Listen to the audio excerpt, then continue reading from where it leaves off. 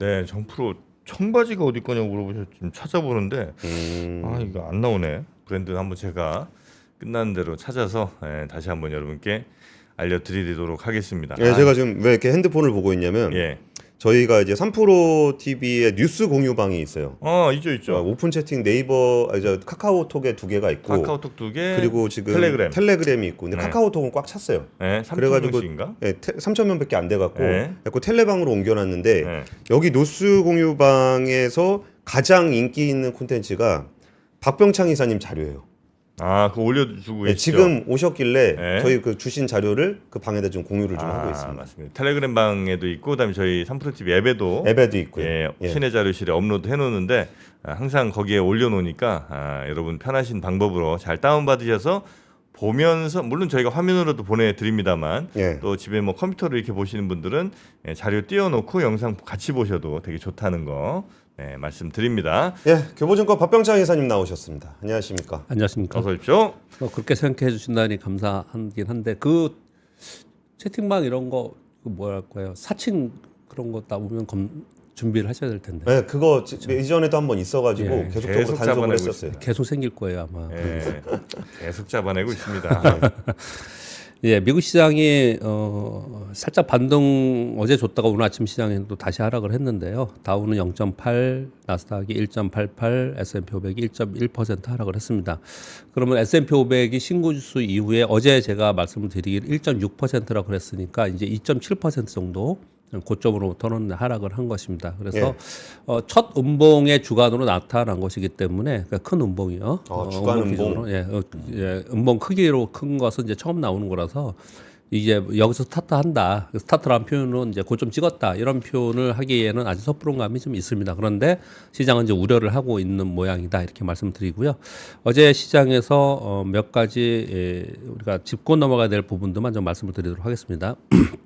일단 보시면 국채 수익률 10년 만기가 4.08%로 살짝 떨어졌고요. 2년 만기가 3.5%로 뭐 크게 떨어지지 않았지만 살짝 떨어지는 모습을 나타냈는데 이건 아까 공 기자님 전해 주신 것처럼 소위 챌린저 보고서라고 얘기하는 인사 컨설팅 업체의 보고서가 어저께 나왔습니다. 네, 이것에 대해서 시장이 걱정을 많이 하는데요. 10월에 감원이 15만 3,074명. 근데 이 수치는 10월 기준 20년 이래 최대. 그래요? 월 기준 2008년 이후 최대라는 거예요. 그래서 이 부분은 설명을 좀 드리겠습니다. 일단 이 부분이 그러면 연준이 계속 얘기했던 것은 걱정했던 게 이제 고용의 둔화 걱정을 했던 거니까 그러면 이렇게 안 좋게 나오면은 이번에 12월에 금리나 하지 않겠냐라고 생각하면서 시장이 어쩔 때는 호재로 받아들이고 어쩔 때는 어떤 뭐 호재가 아니고 다른 악재를 더 받아들이고 이러는 건데 지금 어제 시장에서는 보시면서 국채 수익률은 요거는 12월 금리 인하 쪽으로 조금 더 기운 거예요. 더 사실은 국채 수익률 움직이는 보면 그러나 시장에서는 경기에 대한 둔화를 더 많이 우려를 했다. 그렇게 말씀을 좀 드리겠고요. 이 부분에 대해서 부연 설명을 좀 드려야 될 것 같습니다. 인사 컨설팅 업체 챌린저 그레이앤 크리스마스 요 회사 이름입니다. 이게 10월 보고서가 나왔는데 좀 많이 보는 지표예요? 챌린저 보고서 많이 봅니다. 챌린저 보고서요. 10월에 감원이 15만 3,074명인데 말씀드린 바와 같이 10월 기준으로는 20년의 최대이고 그래서 이 회사에서 어떻게 얘기를 하냐면 올해 10월은 통상적인 10월의 해고 수준을 훨씬 상회하는 이례적인 상황이다 이렇게 표현까지 하고 있습니다. 이런 표현들이 시장에 충격을 좀 주는 거예요. 그리고 올해 10월까지 누적 감원 규모가 109만 9,500명. 작년 1년 동안 76만 1,359명이었어요. 지금 10월까지가 110만 명에 가깝다는 거예요. 그러니까 엄청나게 늘은 거죠. 거기에 테크 업종이 감원을 주도하고 있다. 이렇게 부연 설명을 좀 해주고 있고요. 채용도 그래요. 올해 10월까지 신규 채용 규모가 48만 8천 건 정도 되는데 작년에 75만 건이었어요. 연말까지 되더라도 조금 부족하겠네요. 그렇죠.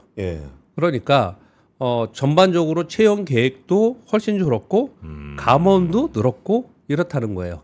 그 이유를 설명을 하면서 기업들의 비용 절감 노력 그리고 팬데믹 시기에 늘린 고용을 다시 감축하면서 재조정 그리고 AI 시대 대응을 위한 채용 동결 및 인력 구조 조정 이렇게 설명을 좀 하고 있는 거거든요. 근데 요즘 복잡한 내용입니다. 어찌 보면 어떤 보고서들을 보면은 이 고용이 둔화된 것 때문에 AI가 고점을 찍었다느니 경기가 둔화됐다는 걸 이제는 해석하면 안 된다라는 보고서들도 있어요. 왜냐하면 인력 재배치를 한다는 거예요. 예. 그래서 이제 기업들의 비용을 줄이는 쪽에서 어떤 부분에 필요 없는 부분은 AI로 대체하면서 감원을 하고 많은 부분 감원을 하고 또 그쪽에 AI 기술이 필요한 부분들은 또 다시 교육 훈련 해가지고 이제 재배치를 하고 이런 과정 속에서 이런 일이 벌어지면서 생산성이 향상되는 것이기 때문에 이게 경기 둔화와 이퀄 관계로 예전의 잣대로 보면 안 되라는 보고서도 많이 나옵니다. 사실 그런 보고서도 있긴 하지만 여전히 연준이나 많은 이코노미스트의 잣대 자체가 고용 지표가 훨씬 나빠지는 이런 상황이 되면 시장에서는 그 잣대 자체로 움직이는 부분들이 있거든요. 그쵸. 이런 부분들을 안의 내용을 구체적으로 뜯어보면은 아마 해석할 여지가 있지만 네. 시장에서 상당히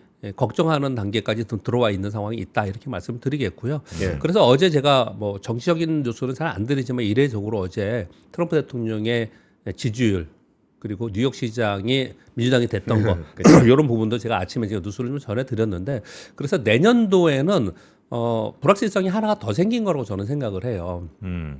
그 내년에 중간 평가가 있고 예. 그런데 그 상황 속에서 이렇게 지금 미국의 국민들의 생각은 우리가 그냥 상식적으로 생각을 해보자고요. 어떤 거냐면 이런 거지 않습니까? 너무 양극화돼 있고 차별화가 심하고 잘 사는 사람 잘 사고 못 사는 사람 못 살고 제조업이 너무 낙후돼 있고 힘들고 이런 부분들 때문에 어떤 사람 대통령을 선택을 했어. 그렇죠. 근데 그 대통령을 선택했는데 더 심해. 요즘에는 그렇게 받아들이는 것 같아요. 그 보도들을 보면은. 뭐 그래 이런 부분들이 지금 작용을 하고 있어서 트럼프 대통령의 내년도의 정책들은 올해와 사뭇 다를 거다.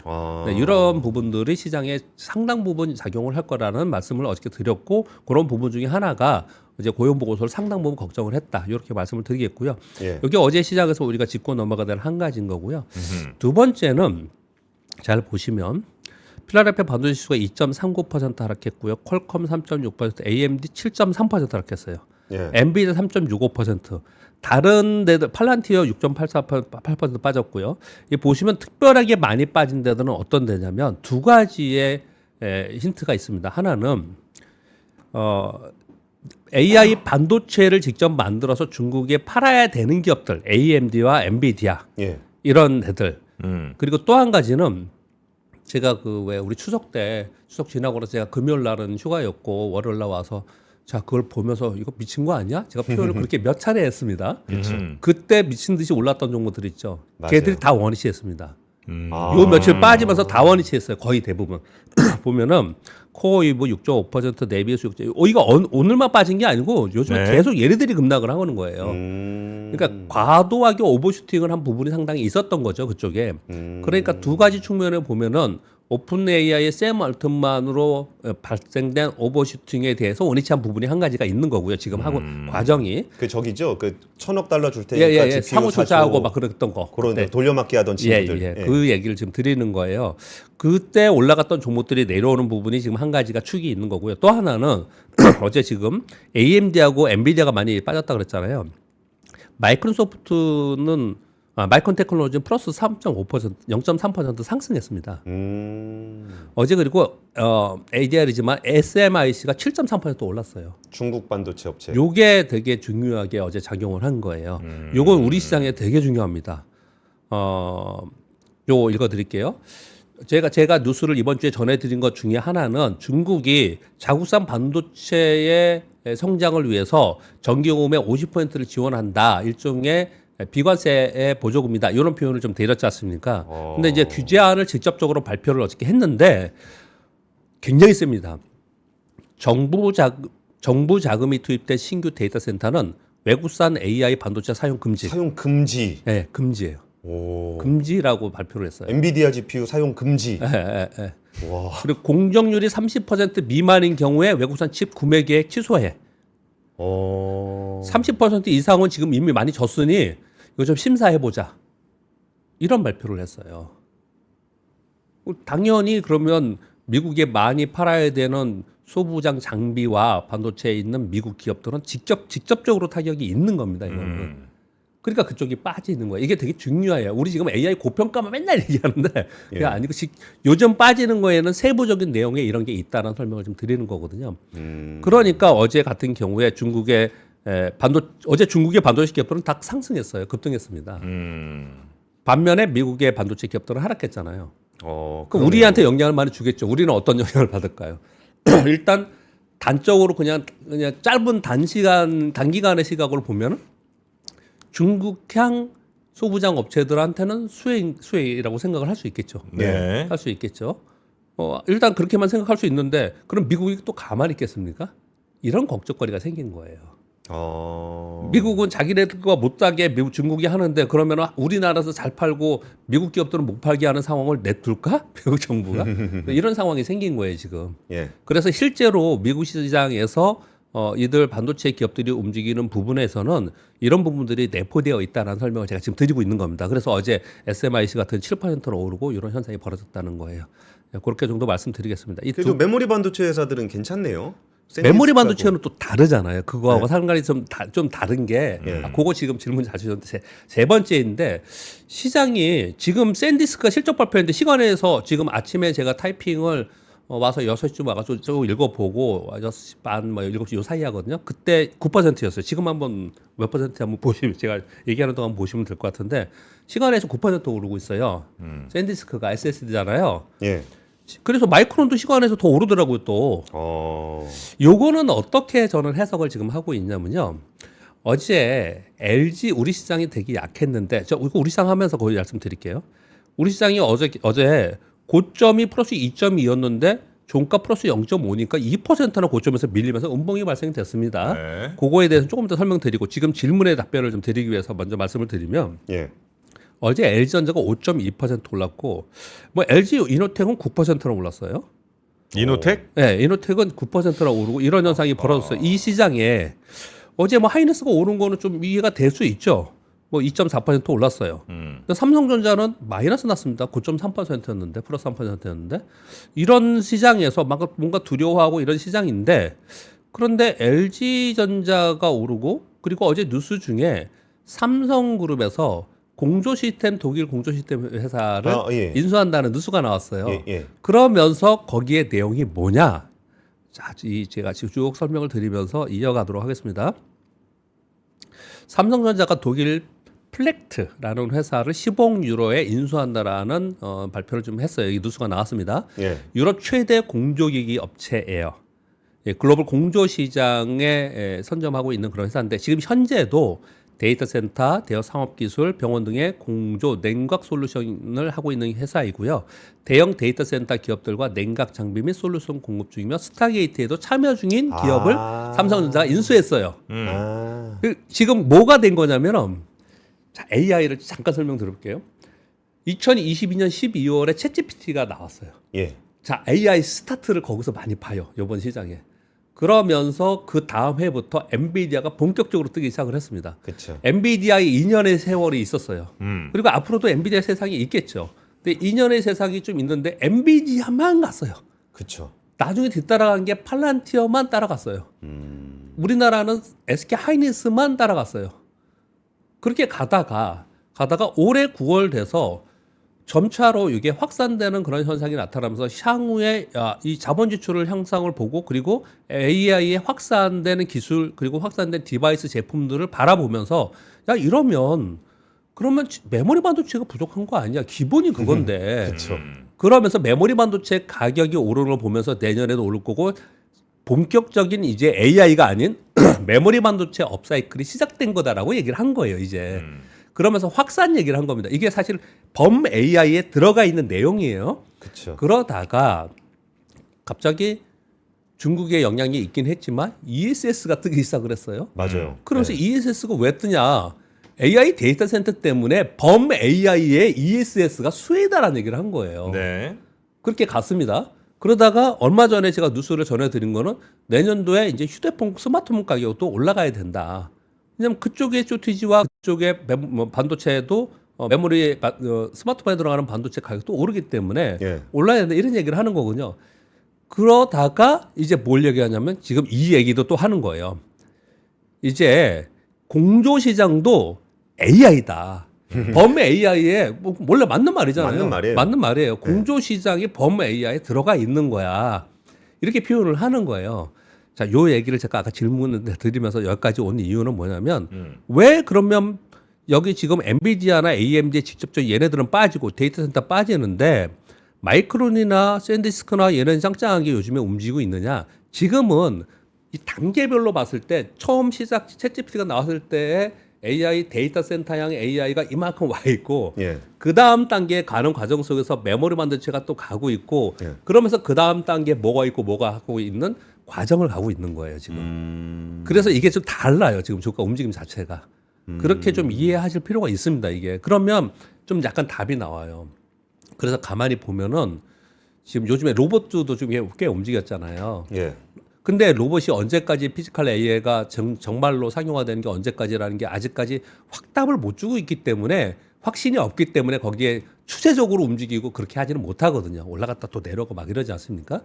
그런데 또 보면은 로봇이 어느 정도 완성이 되면 자율주행이 될 거 아니에요. 예. 근데 지금 자율주행 얘기를 아무도 안 하죠. 왜냐면 아직 그런 얘기가 안 왔으니까. 근데 지금 그 길을 계속해서 가고 있다는 거죠. 거기에는 가전도 들어가 있을 거고 여러 가지 디바이스가 다 들어가 있을 거라는 거죠.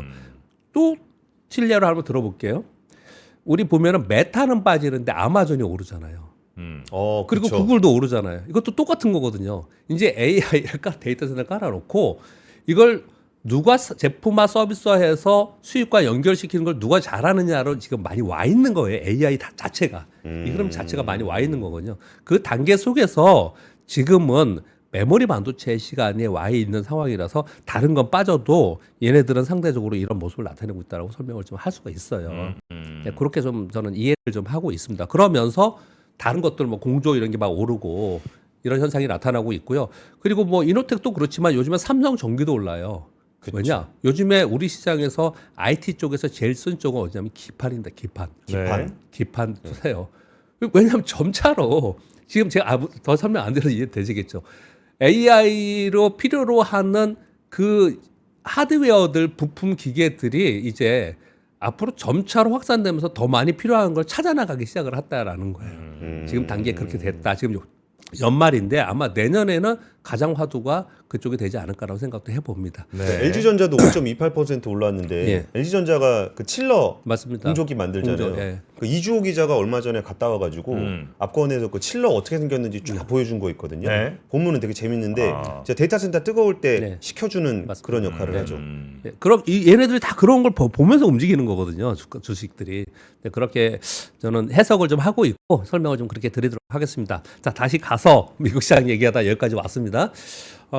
코스피 시장에 어제 고점으로부터 밀려서 음봉이 나서 어제 또 좀 불안한 마음이 생기죠. 그리고 미국 시장도 더 많이 빠졌고 또 오늘 아침 빠졌고 그래서 어제 반등 시도를 했는데 또 다시 약해져서 좀 약한 오늘도 걱정스럽게 또 시작을 좀 되겠죠. 그런 생각이 좀 되겠죠. 그리고 어제 반등 시도의 마지막에 힘이 좀 부족한 모습을 좀 나타냈어요. 그런데 사실 어제 제가 요 말씀 좀 드렸습니다. 첫 정확하게 번째, 해주셨습니다. 그러니까 장중의 흐름이 있고 며칠간의 흐름이라는 게 있어요. 급락하고 나서는. 그래서 곧바로 가는 게 아니에요. 네. 거기서 매물이 나오고 그 매물 소화 과정이 필요하고 그러면서 변동성이 줄어들다가 박스권을 있다가 그 다음에 방향을 잡는 거군요. 지금 그 구간에 들어가 있는 거예요. 그래서 그냥 뭐 하루 만에 해프닝으로 끝나는 이런 하락이 아니었거든요. 6%는. 그렇게 정도 이해하시면서 어제 요즘 시장을 보셔야 될 것 같고요. 그렇기 때문에 어제 매물이 좀 나온 거고요. 그리고 또 그나마란 표현보다도 시장의 체력이 아주 약한 건 아니에요. 외국인들의 매도가 지금 3일간 6.7조 원 매도했습니다. 예. 와. 개인들이 6.4조 원 매수하고요. 그렇게 했는데 외국인들이 3일간 6.7조. 와, 진짜 어마어마 3일간이니까 어마어마한 매도를 집중적으로 하고 있는데 그 와중에도 어제 보면 금융주주 있죠. 하나금융주주, KB증주, 신한지주 와. 7%, 3%, 5%씩 올랐어요. 많이 올랐네요. 그리고 지금 성장 산업의 섹터에 있는 지수사들 있죠. SK, 두산, H현대 다 6%대씩 올랐어요. 오. 그러니까 요거는 아마 우리는 모멘텀이 또 남아 있죠. 자사주 관련된 모멘텀이랑 그리고 배당 분리과세. 배당 분리과세 이런 것들이 이제 작용을 좀 한 것 같아서 수급이 약간 저쪽으로 약간 이동한 것 같긴 해요. 그래서 아무튼 얘네들은 다시 신고 가격이 됐어요. 상당히 오랫동안 주춤하고 있다 신고 가격이 됐거든요.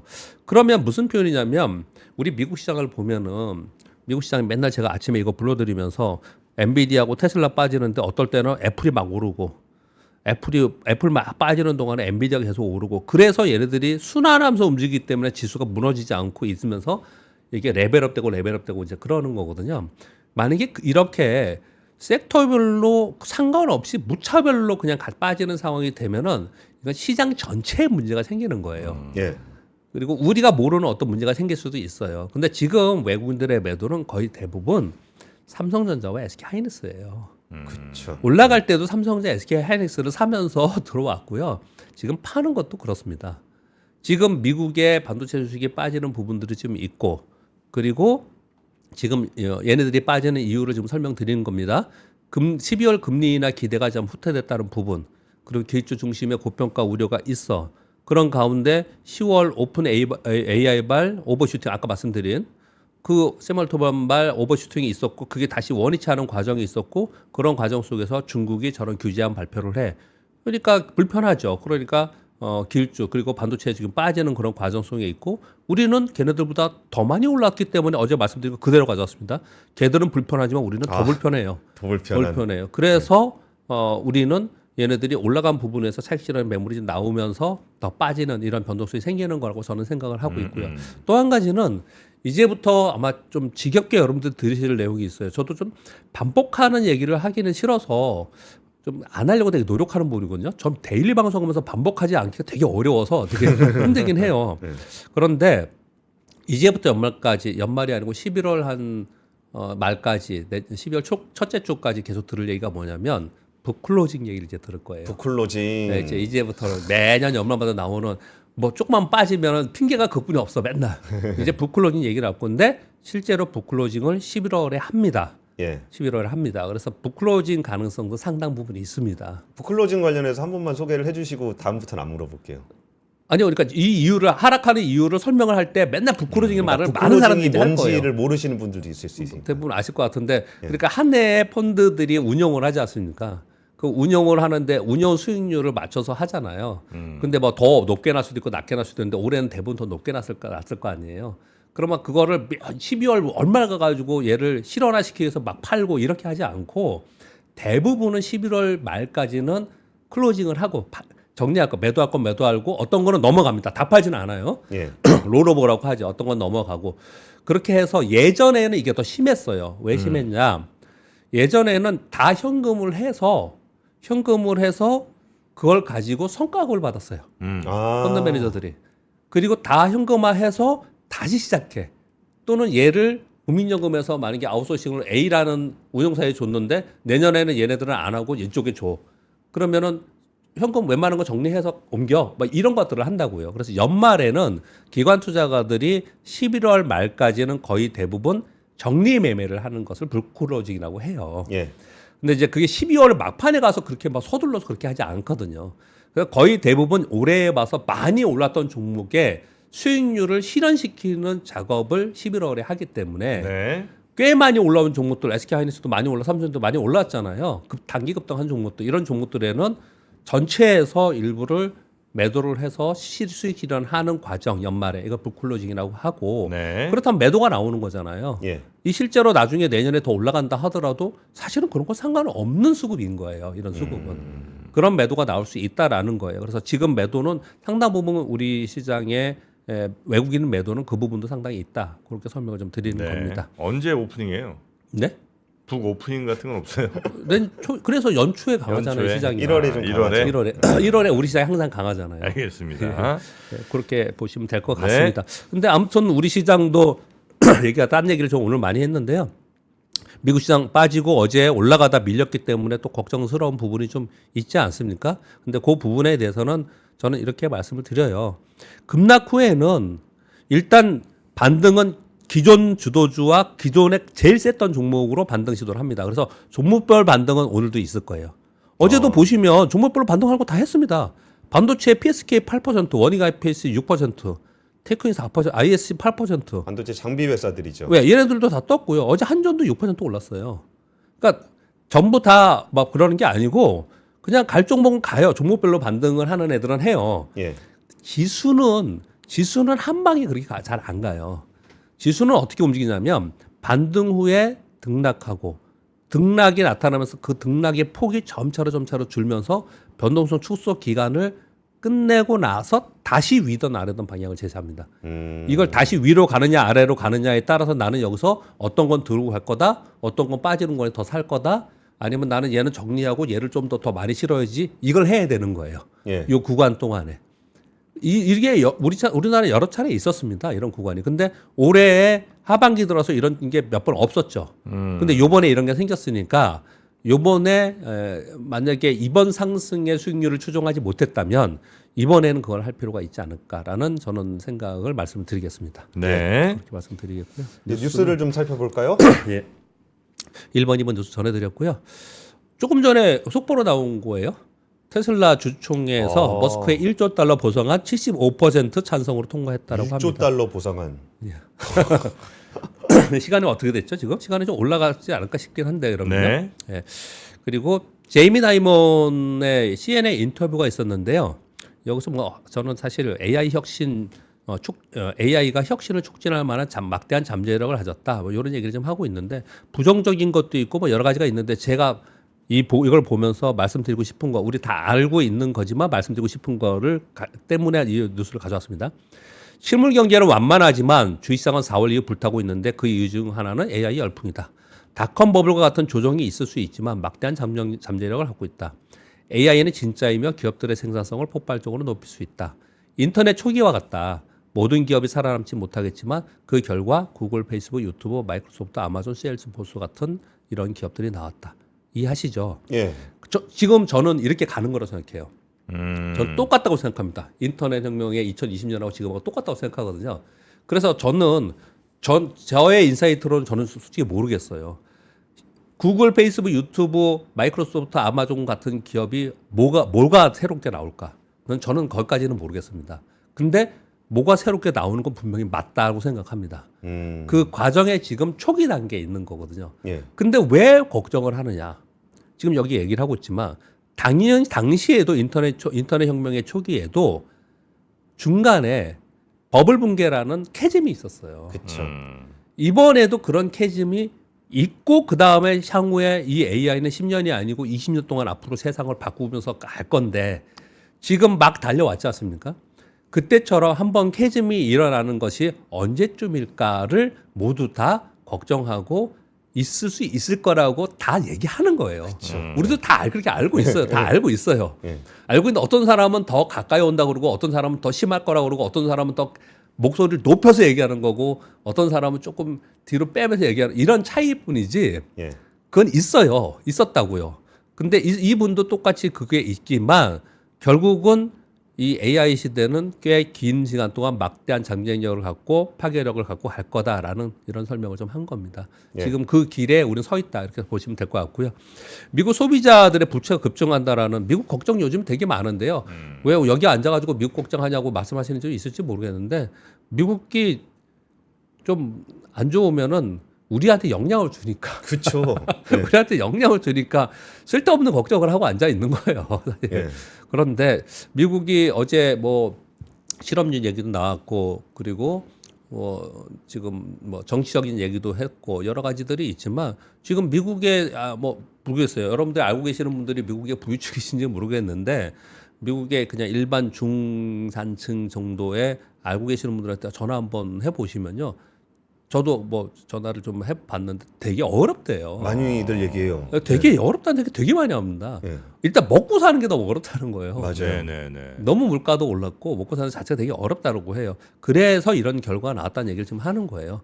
고금리, 고물가, 고용 둔화로 가계 부담이 되게 심화가 돼서 연체율이 좀 높아진다. 제가 구체적으로 읽지는 않겠습니다. 그냥 지금 미국 상황이 그렇다. 이런 부분들이 있는 상태에서 AI로 시장이 가고 있는 상황이기 때문에 우리가 어딜 보고 투자해야 되나라는 팁과 함께 내년도에 트럼프의 정책이 불확실성이 올해부터 있지 않을까라는 생각도 들고 이런 부분들 좀 말씀드리기 위해서 이런 뉴스를 전해드리고요. 예. 젠순왕이 화가 났나? 왜 이런 얘기를 했는지 여러분 이것도 되게 이슈가 됐죠. 파이낸스 타임즈와 인터뷰에서 중국은 AI에서 미국보다 단 몇 나노초뿐이 안 뒤쳐져 있지 않다. 미국이 승리하려면 더 빠르게 움직이고 전 세계 개발자를 끌어들여야 하는데 AI 경쟁에서 결국 중국이 미국을 앞설 것이다. 트럼프가 싫어할 건데 이렇게 얘기를 했어요. 그러면서 초점을 둔 게 뭐냐면 전 세계 개발자들을 끌어들여야 된다. 중국의 개발자들을 잇는 정책은 미국에 장기적으로 불리하다. 자꾸 이제 이런 얘기들을 하는 거예요. 그러니까 대중국 견제 때문에 이런 얘기를 계속 하고 있는 상황인 거고요. 7번 뉴스는 오픈 AI가 며칠 전에 제가 전해드렸습니다.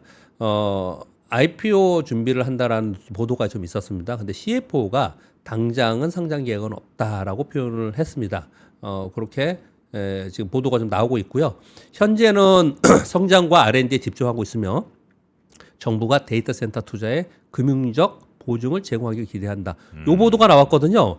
그래서 어떤 생각을 했냐면 결국은 정부 보증 하에 그럼 투자가 이루어지고 이렇게 가는 쪽으로 가는구나.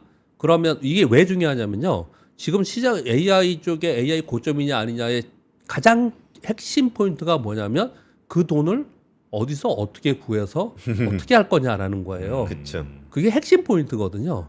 그래서 이게 굉장히 중요한 겁니다. 왜냐하면 스타게이트에 지금 오픈AI가 스타게이트를 이제 필두로 하고 있기 때문에 그래서 이런 얘기를 했어요. 그래서 그러면 미국 정부를 필두로 해서 하는 부분이 있다면은 뭔가 좀 내고가 됐나? 뭐 이런 얘기를 생각을 하고 있었는데 트럼프의 AI 담당관이 AI에 대한 연방 구제 금융은 오타가 냈습니다. 구제 금융은 없을 것이다라고 뭐 그냥 가만히 이제 또 얘기를 했어요. 굳이. 요 얘기를 딱 하면서 이게 시장에 되게 악재가 됐어요. 이게 악재가 된 겁니다. 거기 아까 그 데이터 센터 기업들 빠졌죠. 예. 걔네들이 이게 악재가 된 거예요. 그랬더니 샘 알트만이 곧바로 가만두면 또 안 될 것 같으니까 우리 정부 보증을 요청한 건 아니야. 그러나 AI 인프라를 정부가 가지고 있어야 되는 거 아니야? 소버린으로? 스타게이트 정부가 주도해야 되는 거 아니야? 그렇다면 정부가 일정 부분 보유하고 운영해야 되는데 나는 그런 의도로 얘기한 거야. 이렇게 얘기했어요. 정부 거. 네. 예. 이렇게 얘기를 좀 했어요. 이거 되게 복잡하죠. 이게 되게 중요할 거예요. 앞으로 7번 뉴스는요. 그래서 한번 가져와서 여러분들 한번 생각해 보십사 가져왔고요. 그리고 8번 뉴스 전해드렸고요. 9번 뉴스는 제가 10번까지 있나? 9번 뉴스는 DDR5 현물 가격 이번 주에는 30% 올랐다는데 오늘 아침 거 제가 봤어요. 네. 오늘 아침 11월 6일 그러니까 미국 시간이에요. 18시 10분 기준으로 DDR5 현물가 10% 오른 걸로 아침에 막 뜨더라고요. 와. 계속 오르고 있어요. 그래서 구매자들이 견적 받자마자 그냥 계속 구매하고 있다라고 얘기를 하고 있는데 근데 어떤 사람이 이런 얘기 하더라고요. 이게 꺾이면 이번에 꺾이는 거 아니야? 이런 얘기를 좀 하고 있는 것 같은데 이게 단기적으로 폭등하고 있는 상황이라서 뭐 어느 시점 되면 꺾이는 부분이 좀 있긴 있겠죠. 근데 지금 주가가 꺾이는 거 이거하고는 약간 좀 다른 결로 좀 가고 있기는 한 것 같아요. 지금은 이거보다는 내년도를 좀 보는 것 같다. 상황만 말씀드리는 거고요. 시간이 좀 봐서 빨리 말씀드렸고요. 10번 뉴스만 말씀드릴게요. 어제 네이버가 개발자 통합 컨퍼런스 단 25를 했어요. 검색을 넘어 에이전트 도입한다. AI 인프라 구축해서 제조업을 지원한다. 내년 GPU 투자에만 1조 원 이상 투입을 해서 이러이러한 걸 할 것이다. 반도체 방산 조선 등 제조업체와 피지컬 AI 협력을 추진할 것이다. 11월 말쯤 되면 1m 크기의 휴머노이드 로봇이 본사 사옥에서 왔다 갔다 하는 것을 볼 수 있을 것이다. 이렇게 했거든요. 예. 제가 근데 이거 왜 가져왔냐면요. 네이버 때문에 가져온 것도 아니고 이 내용 하나 설명드려서 가져온 건 아니고요. 전 되게 실망스러웠습니다. 실망. 네이버에 비판하는 건 아니고요. 네이버에 비판하는 건 아니고 요렇게 이 컨퍼런스를 했다는 것에 대해서 제가 제 의견을 하나 드리고 싶어서 그냥 이걸 읽으면서 긴 내용이었는데 읽으면서 어떤 의견을 드리고 싶냐면요. 여러분 미국의 엔비디아나 마이크론 테크놀로지나 미국의 기업들의 개발자 회의나 실적 발표 컨퍼런스 콜을 보면 예. 굉장히 계획이라 하더라도 구체적이고 실질적이고 수치화되어 있습니다. 우리가 회사 다니면서 발표를 할 때, 제가 지점장일 때, 제가 부장일 때, 자 대표님께 우리 내년에 계획이 이러이러를 합니다. 뭘 할 거고, 뭘 할 거고, 뭘 할 거고. 그래서 어떻게 잘할 겁니다. 이거는 시장에서 이미 이런 거는 아마 읽지 않아요. 시장에서는 굉장히 실망합니다. 그러니까 선언적인 거, 계획인 거. 제가 약간 비판적으로 얘기하는데 네이버에 비판하는 게 아니고 우리나라 기업들이 이렇게 발표를 해요. 그러니까 두루뭉술하게. 네, 이렇게 발표를 예, 해요. 예. 제발 부디 콩콜도 그렇고 어떤 걸 할 때 에이전트 도입을 했다. 그러면 뭐를 얼마 투자를 해서 성과는 뭐 우리 투자자들은 이미 그렇게까지 요구하는 수준까지 왔어요. 투자자들은. 네. 만약에 그렇게 했으면 주가가 달랐을 거예요. 저는 그렇게 봅니다.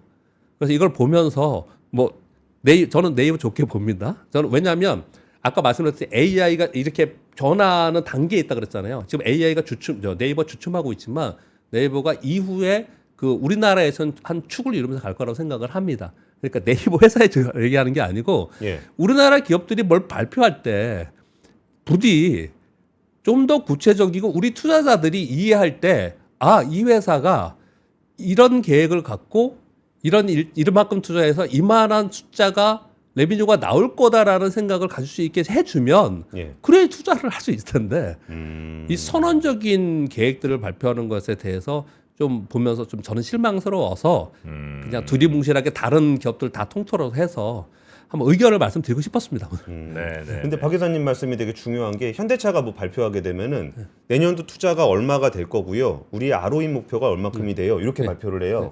그러면 여기다가 이거 곱해 보면은 내가 이익을 얼마 낼 그렇죠. 거예요.라고 이렇게 그렇게 배당 얼마 할 나오거든요. 거고. 네. 그러면 거기다가 대충 그 순이익이 나오니까 멀티플 곱하면 주가가 나오거든요. 네. 그러니까 그 정도로 구체적으로 좀 발표를 좀 해줘야 된다라는 말씀을 박 기자님이 좀 해주신 것 같습니다. 그렇죠. 이거는 뭐 개발처니까 그건 아닌다 하더라도 그래도 좀 구체성이 너무 없지 않았나. 그래 어제 빠졌는 게 저는 그래서 빠졌다고 생각해요. 그저께 올랐거든요, 네이버가. 네네네. 근데 어제 밀리더라고요.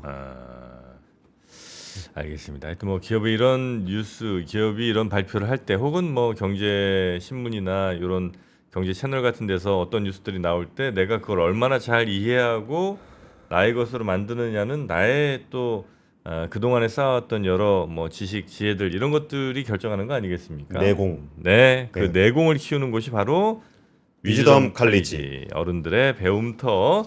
이 위즈덤 칼리지 2026이 지금 이제 시작이 곧 될 거고요. 지금 얼리버드 기간입니다. 예. 지금이 그래도 오늘 이렇게 입학하시는 게 가장 또 혜택을 많이 받으실 수 있는 오늘이 제일 쌉니다. 오늘이 제일 쌉니다. 부동산이랑 똑같아요. 네. 자, 하여튼 여러분의 사유의 깊이를 더 깊고 넓게 만들어 가시기 바라겠습니다. 어마어마한 또 우리 강연자들 이분들 직접 만나실 수 있는 기회들이 마이클 샌델, 네, 베르나르 베르베르, 네, 그리고 이진우 기자님이 있으시네요. 네, 오태민 작가님도 계시고 네, 이분들과 함께 만나실 수 있는 시간 같이 나눠보시기 바라겠습니다.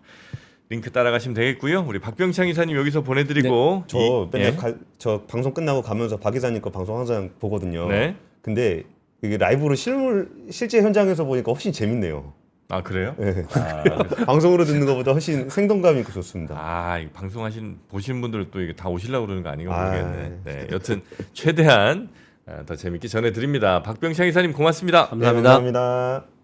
이렇게 적은 금액으로 각 분야의 제일 전문가인 분들의 살아있는 지혜를 들을 수 있다는 게 굉장히 감사하다는 말씀을 너무 드리고 싶었어요. 저는 앞으로 이 위즈덤 컬리지가 계속되면 저는 여생을 함께하고 싶다는 생각을 많이 합니다.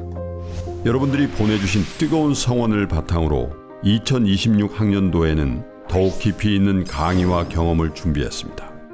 철학, 정의란 무엇인가의 마이클 샌델 교수, 기술, 블록체인과 암호화폐의 철학을 읽어내는 오태민 작가, 창의, 시공간을 넘는 상상력으로 세상을 그리는 베르나르 베르베르 작가, 각 분야 최고의 전문가 17명이 위즈덤 칼리지 2026학년도 연사로 함께합니다.